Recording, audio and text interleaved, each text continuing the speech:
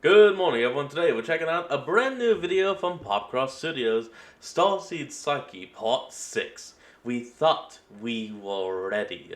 Let's hop in and see what's going on. And of course it's going to be that previously on, so I will not explain what happened previously. I will let him. Previously on Starseed Psyche, Kyodachi completed the Subwraith military training program to become a specialized combatant ready to fight the mechanical invading forces of the Q-Seracs. Using their Subwraith suits and the telepathically controlled blades that emerge from their gauntlets, Kyo and his squad feel prepared for any fight that may come their way. Kyo's squad is called the Scarlet Squadron and is led by Captain Hekima Aka. His fellow soldiers are Akali Chip. He looks like a douche, but he isn't a douche. This guy is literally like... It's just Kronk. There you go. Jin Quinn, Takata Kiko, Sarata Suta, Oda Mirika, and Sashitu Shred. But Kyo is closest with Chip and Quinn. The mysterious foe the Earth is facing, the Q-Seracs, is still widely believed to have been created by the alien race known as the Q-Sidians, who were sent away from Earth since the Q-Seracs attacks began, despite them protesting their involvement and claiming to only want to help humanity. It is still uncertain why the Q-Seracs have attacked at all, but regardless, the best defense against them has proven to be the Subwraith soldiers. The 4 months of Subwraith training coming to a close also brings Kyo very close to a deadline his spirit guide, Yorick, told him about during his near-death experience nearly 1 year ago, that in 333 days he would shake hands with both the destined love of his life as well as his greatest rival. Kyo thinks that one of his squad mates, Quinn, will end up being his rival, and that the inventor of the Subwraith tech and the captain of another squad, Toshiko Yamada, will be the love of his life, but he can't be certain. The night before the deadline's arrival, all the Subwraith soldiers at the Subwraith military compound were awakened at 11:11, right on the brink of day 333, and were told that the Q-Seracs were attacking Tokyo again, and this time, there were a lot more of them. If you're enjoying this series, please consider liking, subscribing, giving a 5-star rating. Wait, I'm sorry, did they literally just put a gun on the head of this thing? Like, look, here's the gun. Here's the gun. They just slapped the gun to the head. If you're listening on Spotify, or sharing the series with a friend who might enjoy it. Now please enjoy the next chapters of Starseed Psyche. This series again was recommended to me, and thank God it was. It is so damn good. Everything seemed to be moving and fast forward as we all got dressed in our Subwraith suits, clicked on our gauntlets, and climbed into the jets as squads. When our jet pulled out of the compound hangar, I tapped on the side of my helmet so that a quick hologram heads-up display would appear in front of my face. Neat. The time in the corner read 11:22 p.m. I knew I should be focusing on the fact that I was about to face real Q-Seracs for the first time, but I couldn't help thinking, were we going to be on this mission when it ticked over onto day 333? Was this when I'd have my fateful handshakes? This couldn't be a coincidence. Well, they only said it would be on that day. They didn't say anything about the time. Yeah, it could be 12 in the morning. It could be at 11:50 at night. Who knows? Could it? Either way, I had to be focused. As we'd learned in training, each of us being focused and ready wasn't just about our own lives. It was about the people we were protecting and all our fellow soldiers. That's right. I looked around at the rest of the faces in the jet, all with various expressions from calm to excited to concerned. When the jet was at its flying height, Captain Hekima stood and addressed us all through the communication pieces, or comms, in our helmets. Alright, Scarlet Squadron, be prepared for anything. We are getting widespread reports of dozens of new types of Q-Seracs drones and ships. If you see one we haven't studied, do not approach it for close-range combat. I'm sure many of you are excited for your first mission, but we don't need any cowboy nonsense out there. His stern face released a slight grin. That wasn't a crack at you, Akali. Didn't reckon it was till you said that bit, Captain. Chip joked back. Suddenly, the voice of General Yamadoritu came because Chip is American. Through all our comms from another jet. Take your orders seriously, soldiers. Initiative is respected, but only when it does not contradict the orders of higher-ranking officials. If someone is above you, it is because they have earned that position, and their word should be respected. Additionally, if anyone is able to safely apprehend a Q-Seracs drone or any Q-Seracs technology, they will be put on a fast track for promotion. I nodded to myself. That made sense, but was easier said than done. The Q-Seracs bombs left... Look, okay, hold on. I get like why the human-sized one would have hooves because it's more human-sized. It's based around the actual thing. Why the hell would this big-ass one that looks like a T-Rex have hooves? Nothing in the wake of their detonation, and the Q-Serax drones themselves dissolved immediately after being damaged beyond use. Ever since they started attacking, it had been a priority to get some of their undamaged tech to study. One squadron out in America had managed to restrain a Q-Serax with chains, but upon realizing it was trapped, it just self-destructed. Whether the creators of these things were the Q-Sidians or not, their makers really didn't want us to learn more about them. An elbow jabbed into my side and I whipped my head to Quinn next to me, who looked like she'd just taken 20 shots of espresso. "Hey Adachi, you want to have a little contest to see who takes out the most Q-Serax?" No. It shouldn't have surprised me fun. that she'd proposed something like that.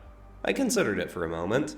I had other things on my mind, but competing with Quinn had grown on me from our dance sessions together. Yeah, okay, No. You're on, but No. on the condition that every person you save counts as a point too. That'll make sure we're not neglecting any people in danger just to rack up points. Got it? Okay, now I'm in. Yeah, that's a good one. And getting a piece of Q-Serax tech to bring home is the golden snitch. You get that and you basically win the whole thing. Deal? She held out her hand to Deal. me. My whole body froze. I slowly raised my hand and she snatched it and shook. I looked across the aisle at Chip. He'd just tapped his heads-up display, glancing at the time. He then looked at me and slightly shook his head. I'd already figured as much, but having Chip looking out for me there felt nice. He was still the only person who knew about the deadline about to pass. Part of me assumed Yorick had somehow made that early shake happen just to mess with me. It wasn't quite day probably. 333 yet, so that shake didn't count. But it didn't rule Quinn out. Maybe, regardless of who won our contest, she would go for another shake after the mission. Either way, it was time to get my head into combat. At 11:42, our jet flew out over Akihabara in the Chiyoda ward. There were currently 5 different Alright, wards here we under go. attack, and none were right next to each other. It kind of felt like they were trying to divide our soldiers. Even though I Clearly, hadn't done it's much obvious. gaming or reading manga in the last year, I still felt a personal connection to Akihabara. I'd spent a lot of time there since it was the best place to shop for all otaku type stuff. It was nerd heaven. Classic. I wasn't about to let the Q-Serax destroy it. The jet flew us down over a low building, and we all leapt out onto the roof.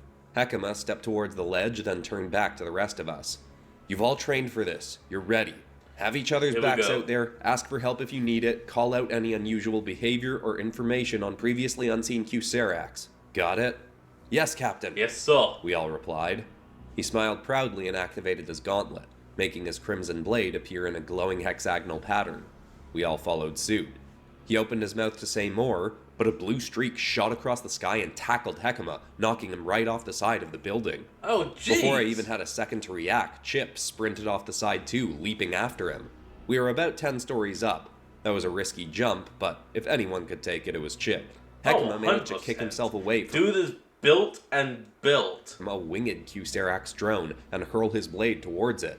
He sliced a part of its wing off and it started to spiral towards the ground, as Hekima landed in a graceful roll and sprang up.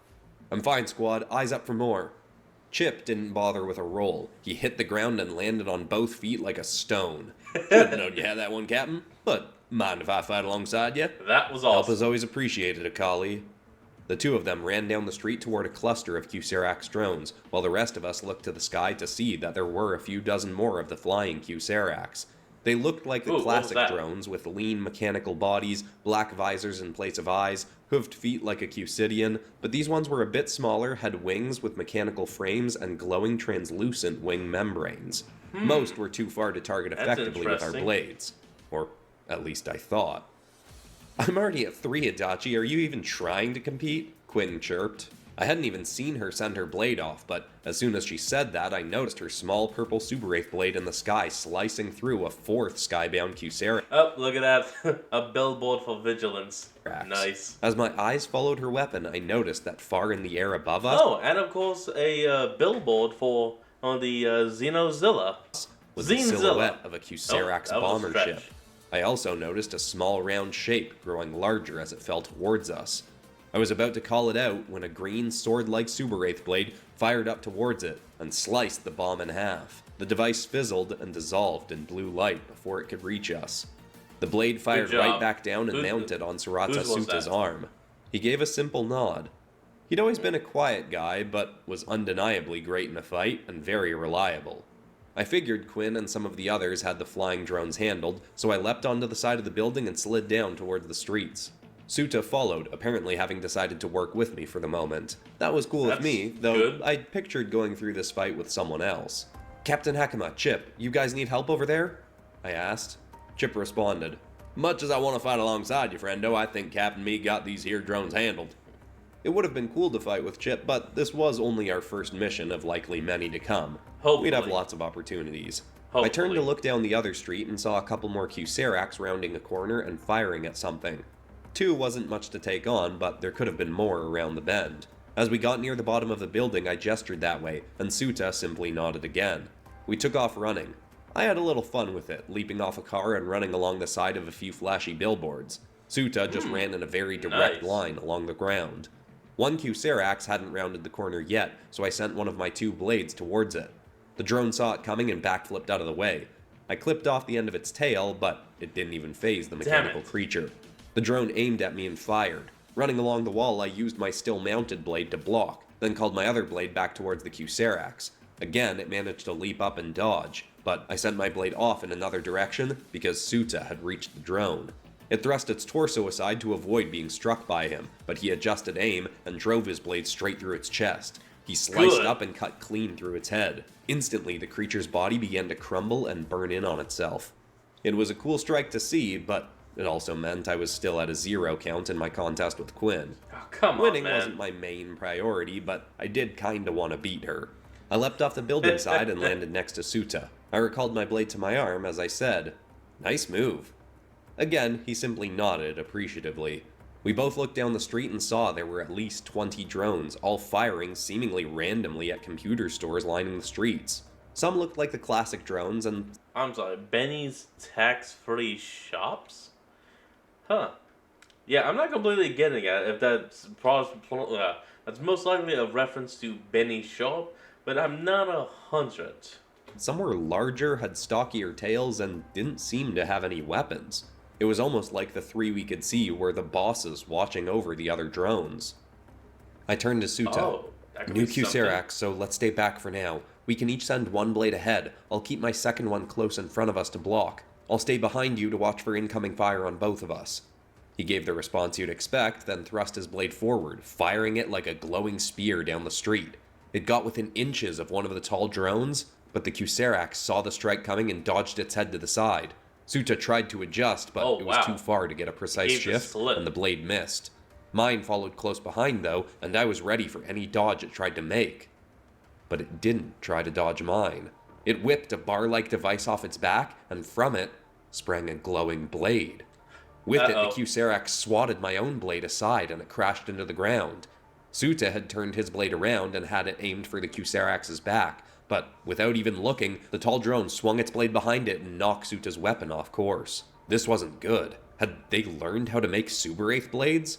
If so, how? Toshiko was— Yeah, no, that's a very serious question, considering that the Super 8 blades should only be stoppable by Super 8 blades. still supposedly the only person on the planet who knew how to make them. Something I immediately called the squad. New Q-Serac type found. Anyone else encounter ones with, well, basically Super 8th swords? Quickly, Hakama replied through the comms. Just got word from Captain Yamada Toshiko on that. Her squad has encountered them too, but said their blades can't fly like ours and aren't as strong as ours. Enough hits and you can break through them, but be careful. Good. They're no joke with those things. Don't get up close if you can avoid it.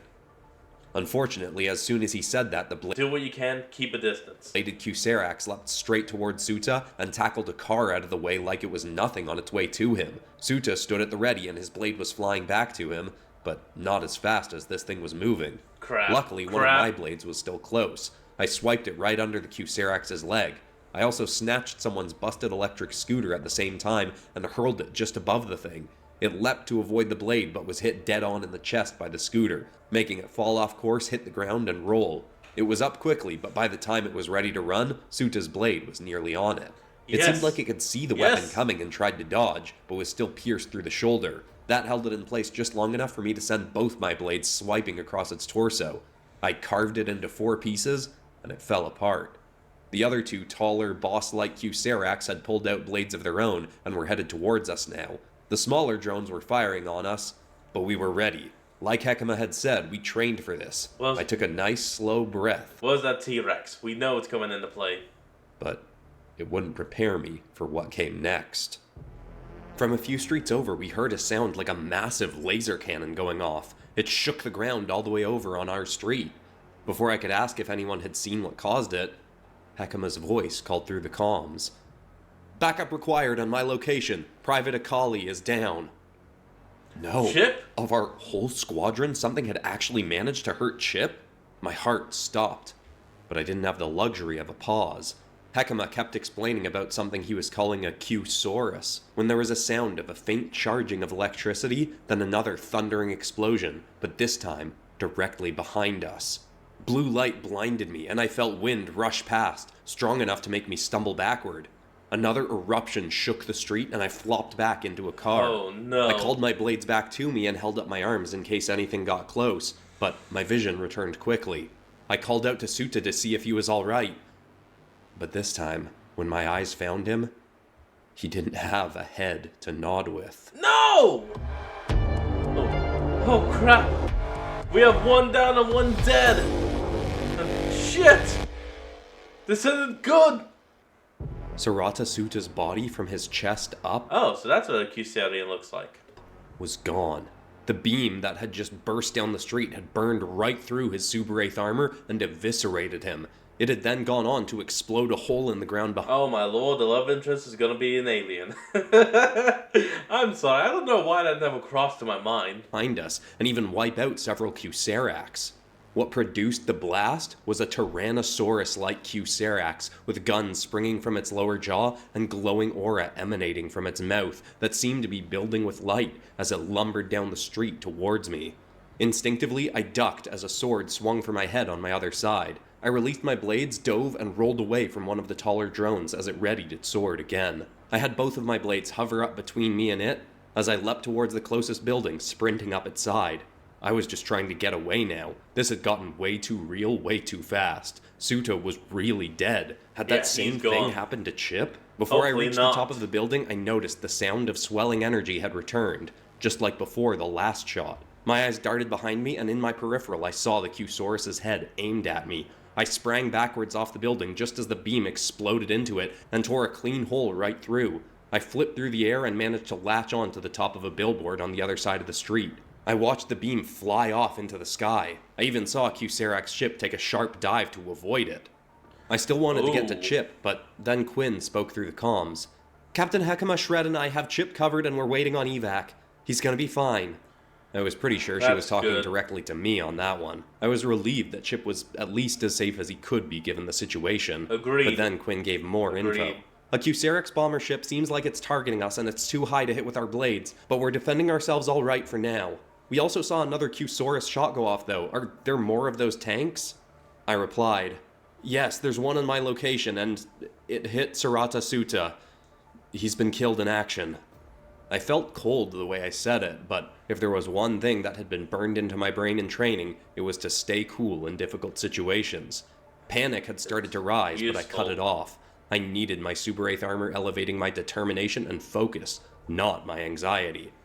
Hekima responded. That I can agree with. Acknowledged. Miriko, Kiko, on Adachi's location, stat. Those things are tough, but they can be taken down. Kiko interrupted. "Miriko has been injured. An extra-large sword-wielding Q-Seracs took her left foot off. I'm getting it off her tail, then carrying her to you at the evac site." Another of my squad mates was seriously injured. This new wave of Q-Seracs was making the world's best defense against them look like disposable pawns. Worse still, my whole squad was gathering in the same place with that bomber ship up above targeting them. If even one bomb reached them, they could all be killed. I saw the Q-Saurus standing perfectly still, charging up another shot. The drones were firing at me, but I kept blocking with my blades. Another of the sword wielders was climbing and leaping up the building towards me.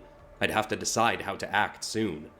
And an idea was coming to me for how I could use this miserable metal dinosaur to my advantage. Oh yeah? Hekima spoke again. "Acknowledged. Kaio, no backup is coming. Get out of there." The sword wielder leapt at me, but I blocked the blow with my first blade and slashed its arm with my other. I cut a gash into it, but not enough to do any serious harm. It tackled me, and its 8-foot-tall, broad body tore me off my perch. We fell towards the street near the Q-Saurus. As we tumbled through the air, I grappled the drone's arm holding its sword. This thing was strong, but with my suit on, I was still stronger. I stuck its arm out away from its body and called both my blades. It tried to pull away, but I held tight. My blades shot past and chopped its arm into 3 pieces. I braced my body as I smashed into the ground, rolling away from the drone. I thudded against some raised concrete, then ignored how disoriented I felt and thrust my hand to the side, guiding my blades again. The drone was trying to get up, but before it could adjust to its missing limb, my blades carved through its torso. It fell to pieces and was done. I then called my blades to block the shots coming from the other drones as I stood. Oh, I guess this is going to be a triple piece episode. But and sized up the Q-Saurus that was nearly ready to fire again. Kaio, do you copy? Have you gotten away? Hekima asked, some concern slipping into his voice. Permission to try something, Captain.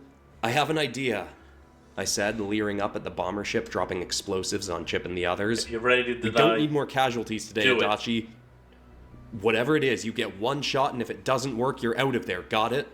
My eyes darted over to the remains of Suta's body as I firmly stated, Acknowledged. 1 shot is all I need. The Q-Saurus's beams started making sound again. It was nearly ready to fire. I yelled, Come on then! I knelt down and left my blades on the ground as I leapt as hard as I could directly over the tank's head. I cleared it by a meter and it turned upwards, trying to target me with its shot. Mid-leap, I glanced up at the ship above, then back down at the aim of the creature's head. In a fraction of a second, I swung my arms around and guided my blades into the side of the creature's neck. But instead of slicing it, I only nudged it with the blunt part, where my blades mounted to my arms. Oh. The creature's head was bumped slightly off course, and it fired. Though I wasn't completely safe from harm. The beam tore through the edge of my right gauntlet as it exploded into the sky. I felt a burning on my right arm, but at least that meant I still had an arm. I landed on the creature's back and clung to it as I looked up. The bomber ship started to move, but not fast enough. The beam tore through its side, destroying one of the thrusters and burning away a chunk of its hull. A few small explosions went off inside it as it started going down, spinning away from my squad. A strained but relieving voice spoke through the comms. Oh, well, yee-haw! That was you, wasn't it, friendo? Okay, Chip is alive. Thank you, God. The pain of seeing Suta slain, I smiled. You know it, Chip. We're getting out of here together, or... actually, no other option. We're getting out of here together. Before Alive. Chip could say anything else, Quinn yelled through the comms. That still only counts as 1. I'd have said something back, but I was far from out of trouble myself. Who cares? The Q-Saurus turned its head towards me and went for a bite. Only one of my blades was responding now with my right gauntlet destroyed, but thankfully that meant my remaining one extended to 100% scale, becoming a fair amount longer. I guided its flight around and drove it into the tanky Q-Saurus's neck. It stopped going for a bite and just thrashed. The blade didn't cut through as easily as with a drone, but now that I had this thing injured, I wasn't letting it get away. I increased the friction of my feet to stand on its back as I thrust my arm in a circle. My blade spiraled around its neck, carving into it more and more each time it twisted around. Yes. The creature tried shaking and spinning its body and even swinging a leg at its neck to bat it away. But nothing worked. My blade continued to carve until finally its head fell from its body and the creature collapsed. Decapitation! I called back my blade and held it in front of me again to block more incoming fire as I leapt off the deteriorating Q-Saurus. That battle would have felt a lot cooler if it wasn't for my slain ally still laying in the street nearby. I was about to tear through the drones when I noticed something from the crumbling ship I'd destroyed. It had been spinning through the air and started to deteriorate and was going down just behind me. What remained of it fell into the Conda River, and as it hit, all its bombs went off at once. Or at least most of them. Ooh. Thankfully, Q-Sarak's bombs had more of an implosion effect, so the eruption wasn't bigger with a few dozen going off in one place. But I could have sworn I saw the blue light of a lingering Q-Sarak's bomb fall from the wreck before it hit the river and crash into an already battered building. It had to have hit something inside, but no explosion had gone off within. I called through the comms, backing away from the drones and blocking the incoming fire with my blade. Captain Hekima, the Q-Saurus on my location is destroyed. but Good. has there ever been a case of a delayed explosion from a Q-Serax bomb? Acknowledged on the Q-Saurus, and impressive, Adachi. But no, thus far, any time a Q-Serax bomb has made impact with the surface, it has gone off immediately. Why? I could be wrong, but I may have seen one go down without detonating in a nearby building. Permission to investigate before regrouping. He quickly replied. Approved, but be careful, Adachi. We're in plenty of uncharted territory as it is today.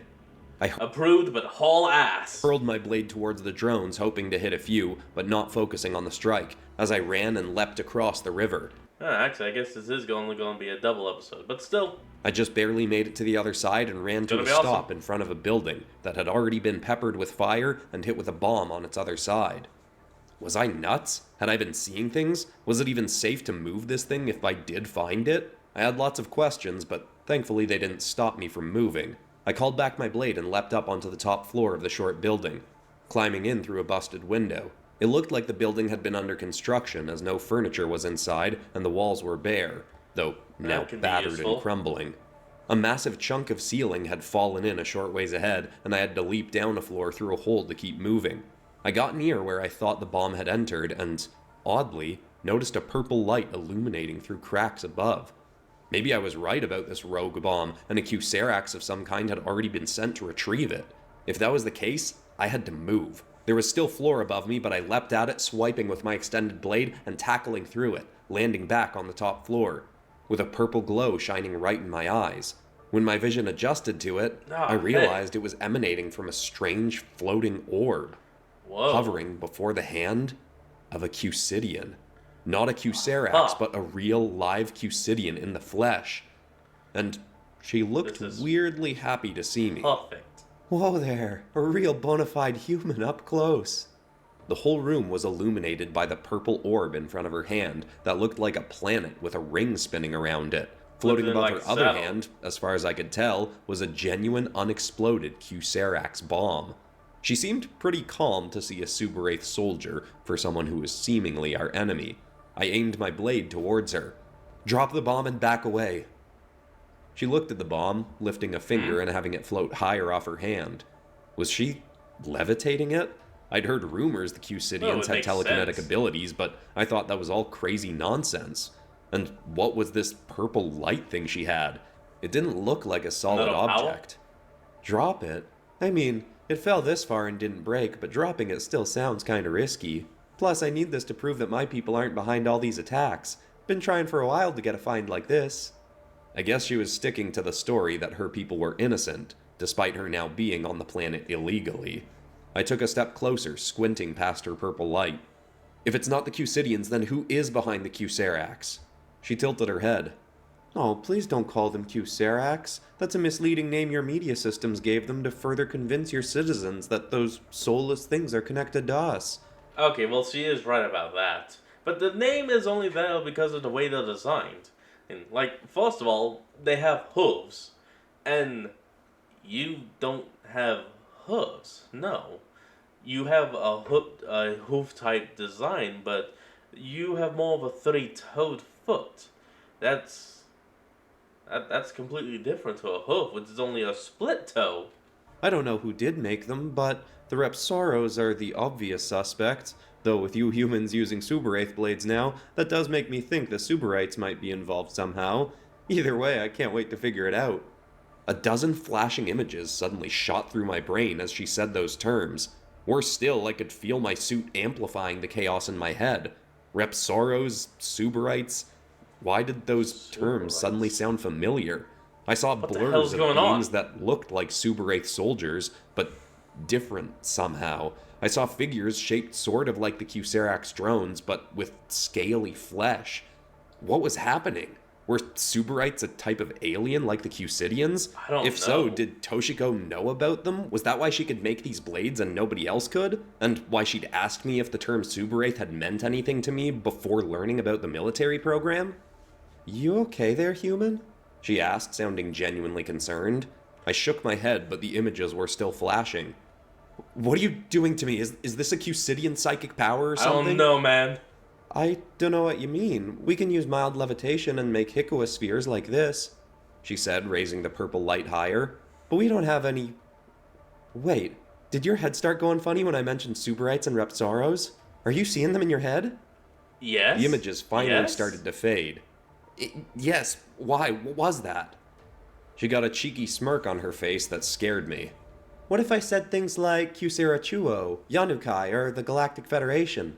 More images What? flashed, completely overtaking What my is vision, this? but also moving too quickly to see. My heart drummed and I couldn't bring myself to breathe slowly. I tried focusing on any one image, but as soon as I did, it would vanish. I felt like I was going to pass out, but was Oh my terrified that I God. was about to be attacked. Until, finally, my whole body started to calm. As I settled back into myself, I realized my eyes were closed. And there was something in my hand. I opened my eyes and the room had darkened, only lit by holes in the ceiling. My Whoa. blade had powered down and the purple light was gone. The Cusidian was right in front of me now, still levitating the bomb in one hand, but with the other hand, gently holding my own. Her big, glimmering eyes stared intensely into mine as she asked excitedly, "That fixed it, right?" I didn't respond. I was too overwhelmed, but also so completely calmed by her grip at the same time. So Then, crazy. because I didn't answer, she gave my hand a shake. "Well, are you okay?" Was it past the time? Was it day 333? Most likely. Was that seriously one of my handshakes? I muttered, yeah, but why? What just happened to me?" Her grin widened further and she danced back and forth, shaking my hand even more as if to rub in. "Oh yeah, this is it," she gleefully said. "What just happened is I found a Starseed and he's right on the inside of the Japanese military." Oh, that's why this series is called Starseed Psyche. Ooh! Yes! I'm freaking out. I'm geeking out. Hurry. She finally released my hand and tension set back into my body, but the images didn't come back. "Okay, you take it, but try to stay in the loop on what they learn about it if you can. Try and get closer to the inventor of them too, Captain Yamada Toshiko. You probably already know her, right? Find out if she's working with the Suberites, but don't ask outright. You humans are good at deception. You can do this. Oh, this is so exciting." This is I incredible. cautiously grabbed the bomb. "Wait, what are you talking about? I'm not gonna be like a spy for you or something. For all I know, you really are still the enemy." She tilted her head and chuckled. "Well, for all you don't know, you might actually be one of us." Before I could ask anything else, her head darted back as if she heard something. She then said, "Oh, curse term. They're locking weapons on my ship. They're getting better at detecting its cloak." She put a hand on my face, and a sort of pleasant chill ran through my body. I knew I should want to push her away, but I didn't. "I'll be in Dude's touch, gonna I date an promise. alien. Oh, I'm Faestriel, by the way. You are?" I slowly said, Oh, Faestriel. That's her name. "Adachi Kaio." She nodded. "Ecstatic to meet you, Adachi Kaio. We'll learn more about each other soon, I promise." She suddenly sprang backwards, leapt up, grabbed a hole in the ceiling, and gracefully flung herself into the air, disappearing. Shifting the bomb into my gauntlet-clad hand, I tapped the side of my helmet with my right, the one she'd shaken, to activate my HUD. The time read 12:07 on day 333. I just stood there for a full minute, holding the bomb, trying to process anything about what just happened, but having way too many things for my mind to cling on to any one element. Finally interrupting me, Hekima's voice came through the comms. "Adachi, evac is here to get Chip out and the whole squad is going to fall back soon. What's the status on your bomb hunt?" My eyes fell down onto the bomb in my hand. Yeah, Successful. I've got it." "You've... seriously? You have an undetonated Q-Serax bomb." I tried to sound as normal as I could for the situation. "Yes, it's in my hands and it doesn't seem active. How should I proceed?" I acknowledged. "Great work. 1 second. There was a pause in which I'm pretty sure I didn't move a muscle. "I might be one of them," she'd said. What did that mean? I was a human. I knew I was a human. Didn't I? Suddenly a new voice. "Dude, you could be the descendant of an alien.